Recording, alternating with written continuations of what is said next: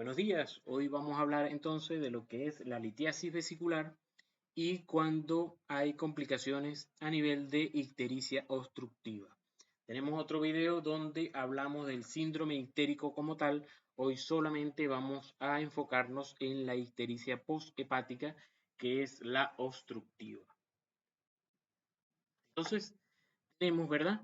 Para recordar la anatomía, que la excreción de la bilis se da a través de los canalículos biliares, que todos se unen y entonces forman lo que es el conducto hepático derecho y el conducto hepático izquierdo. A su vez, estos dos se unen y forman el conducto hepático común, donde desemboca lo que es el conducto cístico que viene desde la vesícula biliar. Cuando el conducto cístico desemboca en el hepático común, entonces este conducto va a pasar su nombre a llamarse colédoco, que como sabemos, ¿verdad? Desemboca en la segunda porción del duodeno, ¿verdad?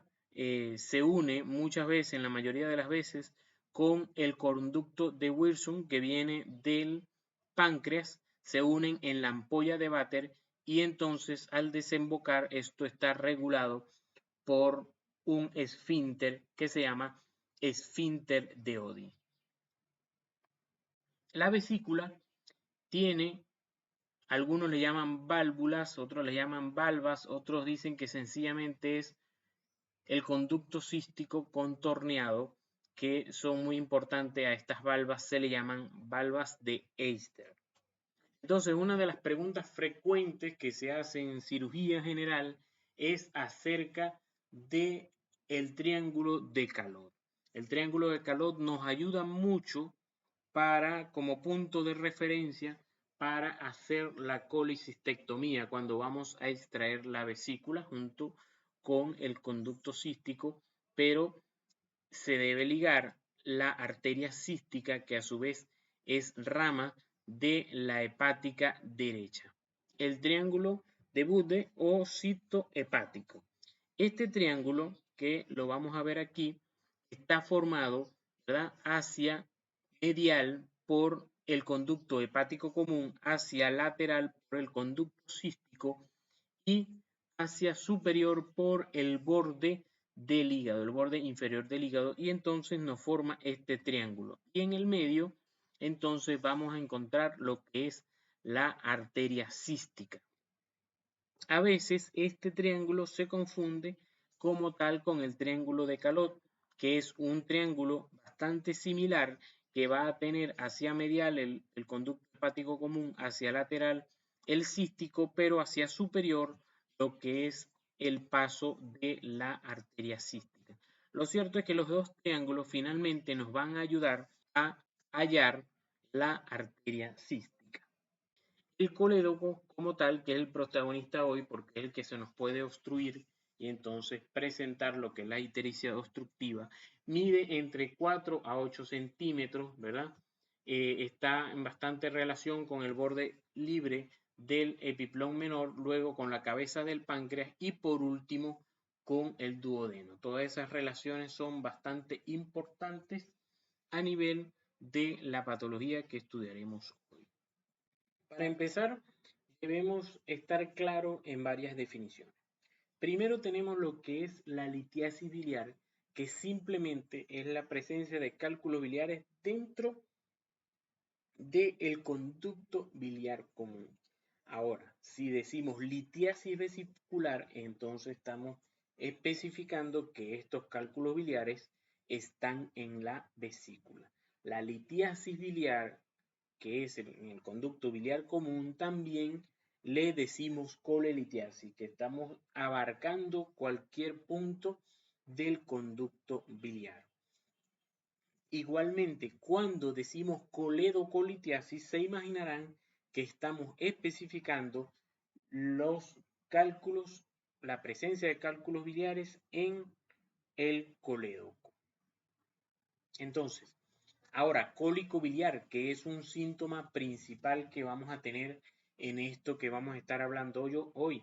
Entonces, es un dolor ¿verdad? Que suele ser constante y no cólico, a pesar de que se le dice cólico, que se le dice cólico biliar, pero no es tipo cólico. ¿Cómo es que es el tipo cólico? Que el dolor va y viene. Este es un dolor continuo, pero con exacerbaciones cólicas. Entonces, la descripción clásica es un malestar intenso y sordo localizado en el cuadrante superior derecho, pero que también puede llegar a estar o irradiarse al epigastrio hasta el área subesternal y puede irradiarse a la espalda u omóplato.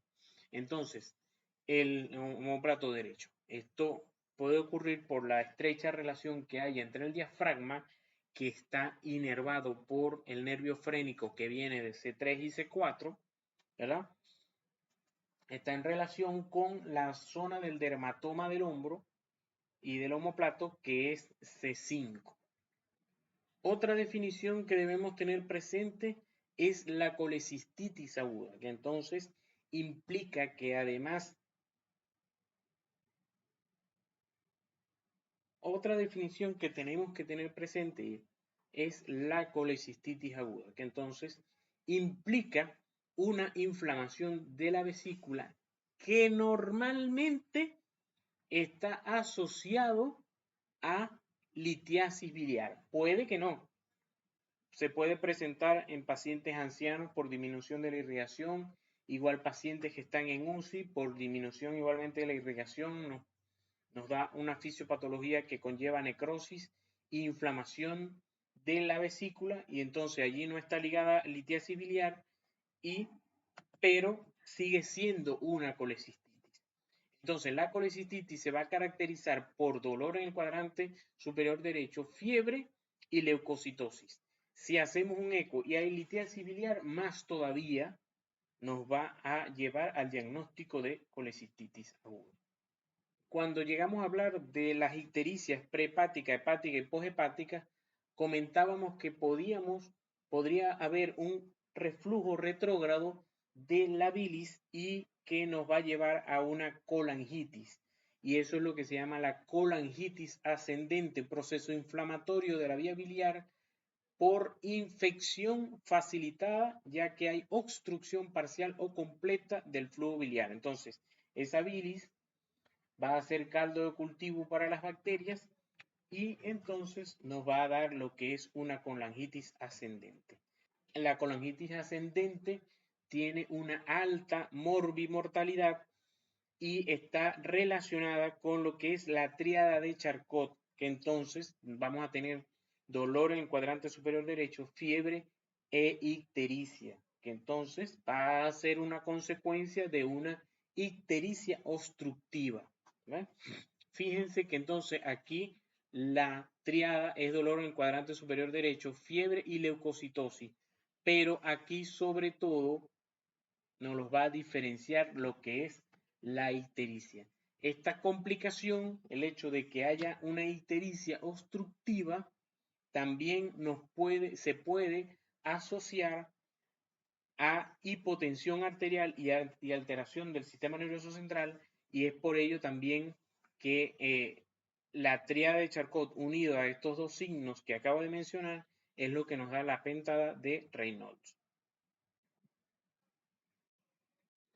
Igualmente tenemos la colecistitis crónica, que muchos libros lo definen como una colecistitis que ha perdurado en el tiempo por más de 3 semanas, pero es un diagnóstico que, vamos a decir, está definido por infiltración crónica de células inflamatorias, es decir, que finalmente vamos a hacer el diagnóstico es por histopatología. Entonces, al hacer la biopsia, sea por colecistectomía o por fallecido el paciente, allí es que vamos a hacer el diagnóstico de colecistitis crónica.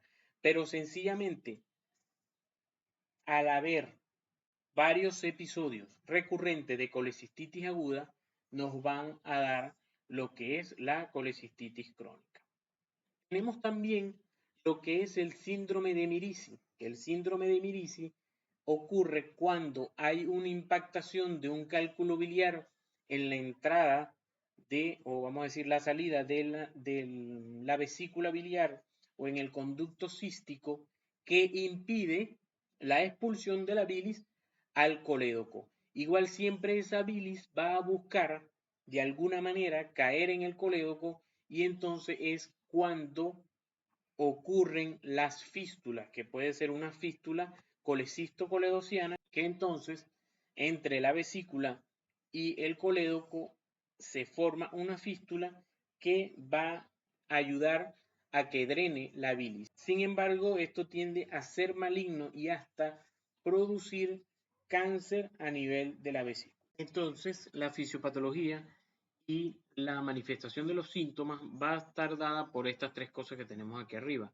Primero, acumulación de la bilis en el árbol bronquial. Esto es por la obstrucción biliar, ¿verdad? Que nos da el aumento de la presión intraductal, dilatación de los canales biliares y por lo tanto, entonces va a sobrevenir la infección biliar. La alteración del parénquima hepático nos va a dar aumento de la presión biliar con bloqueo en la formación de la secreción de la bilis y entonces esa acumulación nos va a dar la ictericia. Y la ausencia de bilis en la luz intestinal nos va a dar una mala digestión de la grasa con esteatorrea, cambios en la flora bacteriana, traslocación bacteriana, es decir, que las bacterias van a pasar al torrente sanguíneo sin que haya una lesión franca de la pared intestinal y entonces al pasar esas bacterias al torrente sanguíneo, entonces nos va a conducir a la sepsis. Entonces tenemos ya que para hacer el diagnóstico lo importante en la historia clínica tenemos los antecedentes. Primero, si hay ingesta de drogas o de medicamentos que tienen una alta unión a proteínas plasmáticas. Tenemos que también descartar que la ictericia sea una pseudoictericia, es decir, sea por ingestión de betacarotenos, lo que son las transfusiones sanguíneas o embarazos, que también nos pueden producir ictericia, enfermedades digestivas o cirugías biliares, y síntomas que indiquen alguna enfermedad biliar para descartar. Como tal, el paciente entonces nos va a referir la ictericia y tenemos que investigar la duración, ¿verdad? La evolución que ha tenido, si ha sido de un comienzo abrupto o ha sido paulatino, qué intensidad ha tenido, intermitencia, como comenté, el prurito que está muy relacionado con el aumento de la bilirrubina conjugada y qué dolores están apareciendo en el paciente. Igual si se acompaña de náuseas o vómitos, pérdida de peso, que nos va a hacer pensar en algún tumor en las vías digestivas que puede comprimir el colédoco, ¿verdad? El dolor abdominal, que sobre todo si es en el cuadrante superior derecho, obviamente con ver igual sus características. En el caso de sepsis, si hay algún tipo de insuficiencia orgánica, si está presente la tríada de Charcot que habíamos dicho, dolor en el cuadrante superior derecho, fiebre e ictericia. Y por supuesto no se puede olvidar cómo están las heces y las orinas, si hay colurias, si hay hipocolia o acolia. Al examen físico vamos a encontrarnos con dolor en el hipocondrio derecho, puede haber pérdida de peso y cambios en el ritmo intestinal, que lo vamos a ver con los ruidos hidroaéreos, si hay ictericia intermitente y si hay masa abdominal palpable que nos haga pensar en neoplasia. Entonces, los laboratorios, ¿verdad? Vamos a ver la hematología completa, cómo van a estar la hemoglobina como tal, cómo va a estar el hematocrito, la bilirrubina, que van a estar, por supuesto, elevadas, sobre todo la bilirrubina directa. Igualmente, como hay afectación hepática, vamos a evidenciar aumento de la fosfatasa alcalina, de las transaminasas séricas, va a haber disminución de los tiempos de coagulación, van a estar prolongados e igualmente la LDH puede estar aumentado por enfermedad hepática específica. Igualmente, debemos solicitar antígenos para hepatitis viral. Si necesitamos descartarlo, si los otros exámenes, el examen físico está dudoso, si el paciente nos está manifestando tipo de síntomas de enfermedad viral. Rayos X muy pocas veces nos va a dar algún indicativo. El 5% de los cálculos pueden ser radiopacos, por lo tanto la rayos X no se justifica, a menos también que yo quiera descartar alguna patología que sí es sensible en la rayos X de abdomen. La ecografía abdominal prácticamente es el gol estándar que voy a necesitar cuando yo pienso en una patología biliar. Sin embargo, tiene la limitación de que, por ejemplo, a nivel del colédoco es complicado llegar a ver, llegar al alcance de la ecografía abdominal. Pero tenemos las ventajas, que es una modalidad muy aceptada, determina hasta el calibre que tenemos en el conducto biliar, nos dice si hay alguna lesión de tipo tumoral, no es invasiva, es un instrumento que actualmente lo podemos llevar prácticamente a todas partes, hasta ahora ya cabe en el bolsillo junto con el celular y es económica y rápida. Adicionalmente, paralelamente tenemos la ecografía endoscópica, que entonces realizamos una endoscopia, ¿verdad? Y al pasar la endoscopia por el principio del duodeno, como por detrás está pasando el colédoco, desde allí podemos llevamos en la punta el transductor para hacer la ecografía y entonces se puede visualizar el colédoco, como en el caso del corazón cuando se hace una ecografía transesofágica. Entonces tenemos también la tomografía, poco se usa, ¿verdad? Pero nos ayuda a evaluar mucho mejor al páncreas si hay algún tipo de complicación o si estamos pensando en algún TU que hayamos visto en la ecografía y tengamos duda.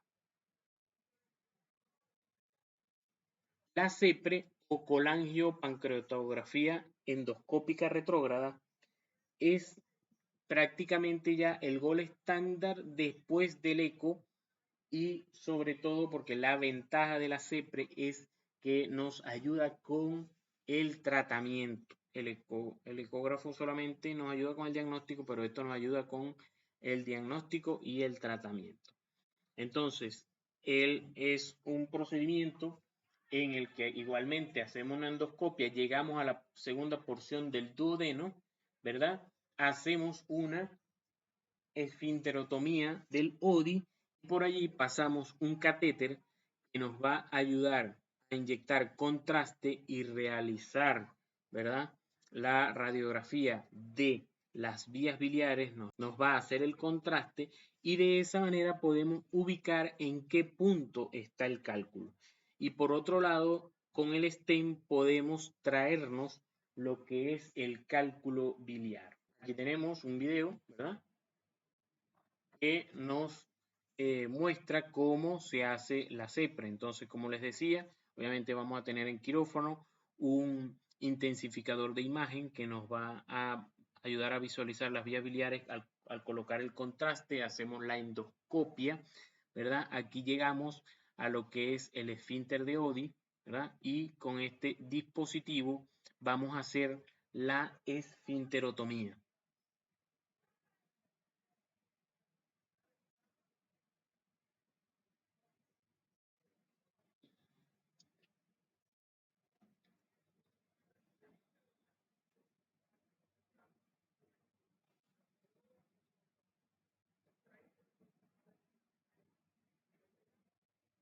Al realizar la esfinterotomía, ahí puede haber salida parte de la bilis, del barro biliar.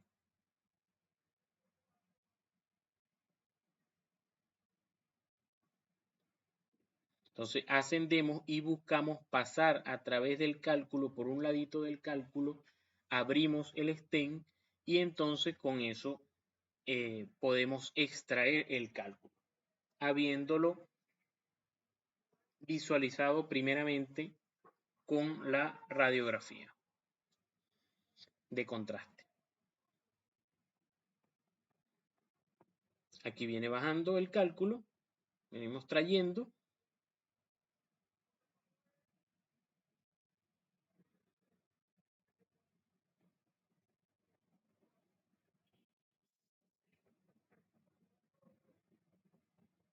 Y allí cae, obviamente, con bastante bilis que va a venir posteriormente.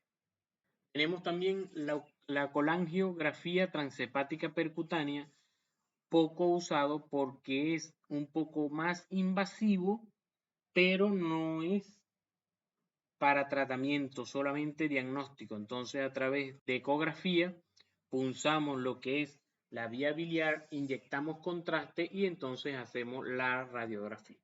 Vamos a decir que entonces es un contraste que se inyecta anterógrado, en cambio en la CEPRE es retrógrado. Existe como tratamiento, porque estábamos viendo más que todo allí lo que es la parte de los paraclínicos. Ya como tratamiento de primera línea podemos ayudar a disolver los cálculos biliares con este medicamento que es el ácido ursodesoxicólico, que nos ayuda a desintegrar los cálculos. Eso es, vamos a decir, el tratamiento no quirúrgico. Sin embargo, también el gol estándar es la colecistectomía. Vamos a usar aquel medicamento si hay contraindicación para hacer la colecistectomía, pero en todo paciente que podamos hacer la colecistectomía se va a realizar. Todo paciente que tenga alguna complicación por litiasis vesicular se hace la colecistectomía. Cólico biliar, colecistitis, coledocolitiasis, pancreatitis. Ahora, un paciente que nunca ha tenido dolor, pero les muestra a ustedes un ecosonograma que por otras razones le hicieron, pero aparece litiasis vesicular, no hay por qué operarse, no hay por qué realizarse la colecistectomía, a menos, repito, que haya tenido algún dolor en el cuadrante superior derecho o tenga antecedentes de CA, él como tal en algún momento, así sea leucemia en la infancia, o que en su familia haya antecedentes de CA vesicular. Igualmente, si hay pólipos en la vesícula, también hay riesgo de CA biliar y es indicativo de la colecistectomía. Entonces, este algoritmo nos ayuda en resumen. Fíjense que todo paciente entonces que nos llega con ictericia, obviamente vamos a hacer nuestra anamnesia, el examen físico y los laboratorios. Si no nos sale que hay daño hepático, vamos a pensar en una ictericia prehepática. Si hay daño hepático, entonces nos vamos a preguntar si hay probabilidades de obstrucción biliar. Si no la hay, entonces vamos a pensar en que hay daño hepático específico a algún virus. Una de las opciones es alguna hepatitis viral, ¿verdad?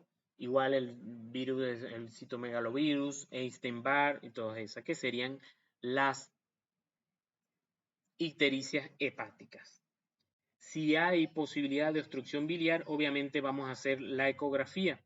Si está negativa la ecografía, entonces vamos a pensar en la ictericia hepática. Si hay conductos biliares dilatados, pero no vemos el cálculo, entonces tiene indicación de la tomografía y de realizar una CEPRE, que por supuesto, si nos sale positivo, pero con la CEPRE aún no logramos hacer el tratamiento, entonces ya vamos a una intervención quirúrgica que sea que puede ser la colecistectomía. Entonces, en el caso de la coledocolitiasis, tenemos como opciones la colecistectomía abierta, la coledotomía, ¿verdad? Con extracción de cálculo y se deja el tubo Kerr, que es este tubito que se va a dejar, ¿verdad?, en el colédoco para que haya drenaje de las vías biliares y porque normalmente al hacer la coledocotomía queda un aumento de la presión en el colédoco. Y entonces la vamos a drenar, vamos a mantener el drenaje con este tubo Kerr. Si tenemos colangitis, ¿verdad?, podemos realizar primero lo que es la CEPRE o la colangiografía percutánea transhepática o la cirugía abierta. Como les decía, el drenaje con el tubo Kerr, que entonces lo vamos a dejar en el colédoco porque nos previene las estenosis postoperatorias de la vía biliar y además se utiliza como tratamiento en coledocolitiasis residual y papilitis postoperatoria para que no forcemos las vías biliares. También, si hay edema de papila a nivel de la ampolla de Vater, nos ayuda con el drenaje, ¿verdad? Y nos disminuye el aumento de la presión del árbol biliar con la consecuencia fuga biliar y peritonitis. Recuerden que lo que más irrita al peritoneo de todos los componentes que tenemos en el abdomen es la bilis, lo que más irrita al peritoneo. Entonces, claro, las complicaciones que pueden suceder es que, porque eso va a permanecer unos días allí, pueden encontrarse fístula biliar externa, bilioma, que es que se acumule la misma bilis, ascitis biliar, bacteremia asociada con el drenaje y peritonitis biliar. Los primeros días, ¿verdad?, va a salir la bilis directamente por este tubo de Kerr para que el edema o el espasmo vaya disminuyendo a medida que van pasando los días. Bueno, muchas gracias. Cualquier duda, cualquier pregunta, puedes hacerla en los comentarios y con gusto vamos a responder. Muchas gracias.